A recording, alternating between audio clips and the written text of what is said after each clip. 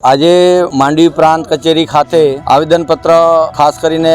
ખેડૂતો જે કમોસમી વરસાદ થાય છે એક અઠવાડિયાથી અને વ્યાપક પ્રમાણમાં જે નુકસાન થયું છે ખેડૂતોને ઊભા પાકનું ડાંગર હોય, મગફળી હોય, બીજા લીલા શાકભાજી હોય, એને વ્યાપક પ્રમાણમાં નુકસાન થયું છે। જે કાપેલા ભાત હતા એ તણાઈને વહી ગયા છે અને એમાં ખેડૂત પણ દેવાદાર થઈને વહી ગયો છે। એટલે સરકારશ્રીને જગાવવા અને આવેદનપત્ર આપવા આવ્યા છે કે ખેડૂતોને વહેલામાં વહેલું સર્વે થાય અને કેટલીક જગ્યાએથી જે ફરિયાદ આવી છે બરતલ ગામેથી કે ખેડૂતોનું જે ઊભા પાકનું જે નુકસાન થયું છે એનું સર્વે કરતા નથી અને જે કાપેલા ભાત છે એનું જ સર્વે કરે છે। એટલે એમાં પણ વિસંગતતા છે અને બધા જ લોકોનું સર્વે થાય અને બધા જ ખેડૂતોને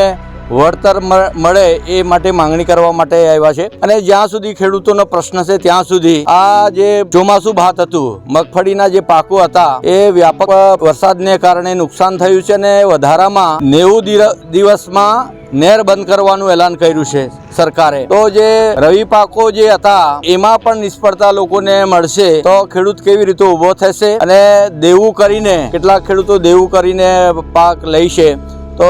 ખેડૂતોનું દેવું પણ માફ થાય અને આ ઊભા પાકોનું વધારે વળતર મળે એવી માંગણી કરવા માટે અમે આવ્યા છીએ।